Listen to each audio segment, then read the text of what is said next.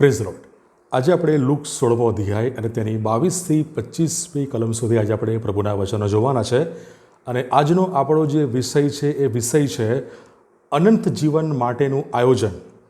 તેના વિશે જ આપણે પ્રભુના વચનોમાંથી જોવાના છે. જ્યારે આપણે લુક 16મો અધ્યાય 19મી કલમથી છેક અંત ભાગ સુધી આપણે જ્યારે વાંચીએ છીએ ત્યારે આપણને શ્રીમંત માણસ અને ગરીબ લાજરસ તેના વિશે આપણને માહિતી મળે છે.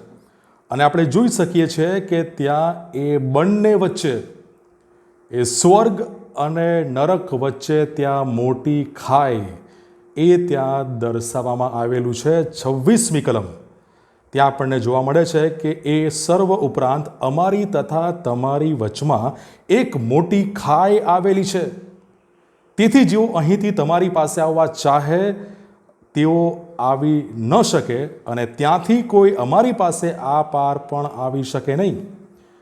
આ બાબત આપણે આ લુક 16મા અધ્યાયની 22થી 25મી કલમ સુધી આપણે જોઈ શકીએ છીએ.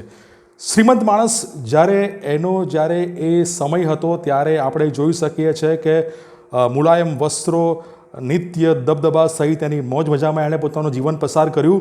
અને લાજરસ ભિખારી કે જેના શરીરે ફોલ્લા હતા અને તે દરવાજાને આગળ પડી રહેતો હતો અને જોઈએ છે કે કૂતરા પણ આવીને તેના ફોલ્લા ચાટતા હતા. ઘણી વિકટ અને વિષમ પરિસ્થિતિમાં એ લાજરસે પોતાનું જીવન પસાર કર્યું.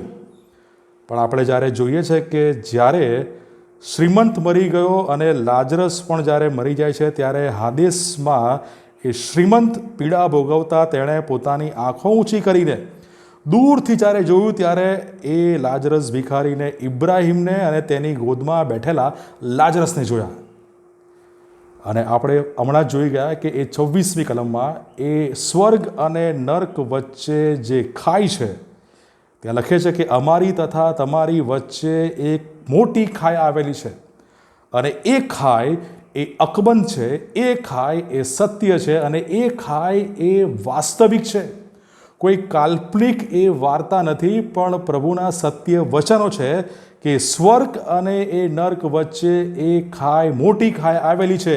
ત્યાંથી આ પાર કોઈ આવી શકતું નથી અને આ પારથી ત્યાં કોઈ એ જઈ શકતું નથી. અને આ દ્રષ્ટાંતનો મુખ્ય મુદ્દો એ છે કે આપણે પવિત્ર શાસ્ત્ર બાઇબલની જે ચેતવણીઓ છે એની પર આપણે ધ્યાન આપવામાં આપણે ઘણી બધી વખત બેદરકાર રહ્યા છે અથવા આપણે ધ્યાન આપ્યું નથી. આપણે અનંત જીવન તો જોઈએ છે, પણ એ અનંત જીવન માટેની તૈયારી અથવા એ અનંત જીવન માટેનું આયોજન શું આપણી પાસે છે કે નહીં એ પ્રશ્ન આપણે પોતાની જાતને પૂછવો જોઈએ. શા માટે અનંત જીવન માટેનું આયોજન એ જરૂરી છે અથવા શા માટે અનંત જીવન માટેનું આયોજન કરવું જોઈએ? સૌથી પહેલી બાબત 27થી 31મી કલમમાં જોઈએ તો ત્યાં એ બંને વચ્ચેનો એ વાર્તાલાપ લખેલો છે.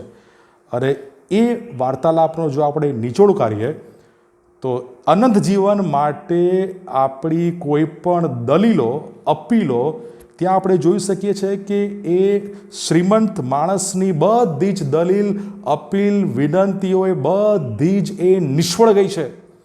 ઘણી બધી વિનંતી કરી કે મારા 5 ભાઈઓ છે, તમે ભાઈ તેઓને કહો, પિતાને કહું, વિનંતી કરું છું કે તેને મારા પિતાને ઘેર મોકલો, મારા 5 ભાઈઓ છે તેઓને સાક્ષી આપે, રખીને તેઓ પણ આ પીડાના સ્થળે આવી પહોંચે. પણ એ બધી વિનંતી, એ બધી અપીલ, દલીલ એ બધી નિષ્ફળ જાય છે. અનંત જીવનને માટે જો મારી તમારી જો આ પ્રમાણેની દલીલો હોય, એ અપીલો હોય તો એ બધી જ એ નિષ્ફળ જાય છે, એ નિષ્ફળ જશે. અને અયુબ એ પ્રશ્ન પૂછે છે, અયુબ 14 અને 14માં કે શું મરેલો માણસ એ સજીવન થાય? અયુબનો એ પ્રશ્ન છે. પણ પ્રભુ ઈસુ ખ્રિસ્ત યોહાન 11 અને 25માં કહે છે, પુનરુત્થાન તથા જીવન હું છું, જે મારા પર વિશ્વાસ કરે છે તે જો કે મરી જાય તો પણ જીવતો થશે. અનંત જીવનનું આયોજન એટલા માટે જરૂરી છે કે જો આપણે પ્રભુ ઈસુ ખ્રિસ્ત પર વિશ્વાસ કરીએ અને જો મરી પણ જઈએ તો પણ આપણે પ્રભુ ઈસુ ખ્રિસ્તમાં સજીવન થઈ શકીએ છીએ. પ્રભુનું એ અભય વચન છે. મરણથી ડરવાની, બીવાની જરૂર નથી, પણ એ મરણ આપણે જોઈએ છે કે જો પ્રભુ ઈસુ ખ્રિસ્ત પર વિશ્વાસ કરેલો હશે તો એ મરણ આપણને હરાવશે નહીં, એ મરણ આપણને રોકશે નહીં. પણ જો પ્રભુ ઈસુ ખ્રિસ્ત પર વિશ્વાસ કર્યો હશે તો આપણે પ્રભુ ઈસુ ખ્રિસ્ત દ્વારા એમનામાં આપણે સજીવન થઈશું. અને યોહાન 3:16 એ કલમ આપણને સારી પેટે યાદ છે. પણ આપણે જો કલમ જોઈએ તો જો કોઈ તેમના પર વિશ્વાસ કરે તો તેમનો નાશ ન થાય પણ તે અનંત જીવન પામે. અનંત જીવન માટેના આયોજન માટે જરૂરી છે ખ્રિસ્ત પર વિશ્વાસ કરવો, ખ્રિસ્ત પર વિશ્વાસ કરી ખ્રિસ્તને આધીન જીવન જીવવું. અને એ જ યોહાન 3:36 આપણને જણાવે છે કે દીકરા પર જે વિશ્વાસ કરે છે તેને અનંત જીવન છે, પણ દીકરાનું જે માનતો નથી તે જીવન નહીં જોશે, પણ તેના પર ઈશ્વરનો કોપ રહે છે. અનંત જીવનનું આયોજન એટલા માટે જરૂરી છે કારણ કે ખ્રિસ્ત પર વિશ્વાસ દ્વારા જ આપણે તેમાં પ્રવેશ પામી શકીએ છીએ.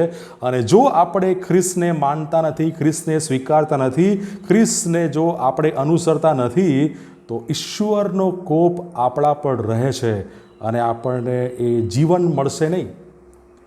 રોમન 6:23 આપણને જણાવે છે પાપનું વેતન મરણ છે, પણ આપણા પ્રભુ ઈસુ ખ્રિસ્તને આશરે ઈશ્વરનું કૃપાદાન અનંત જીવન છે.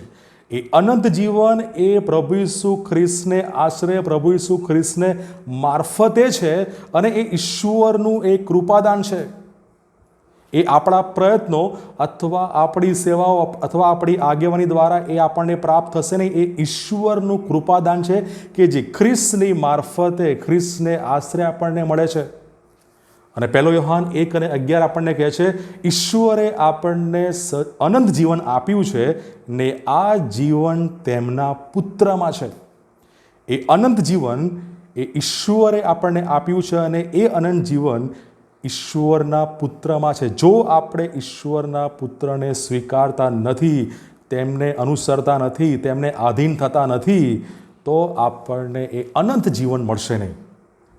અને રોમન 10:13 આપણને કહે છે કેમ કે જે કોઈ પ્રભુને નામે વિનંતી કરશે તે તારણ પામશે.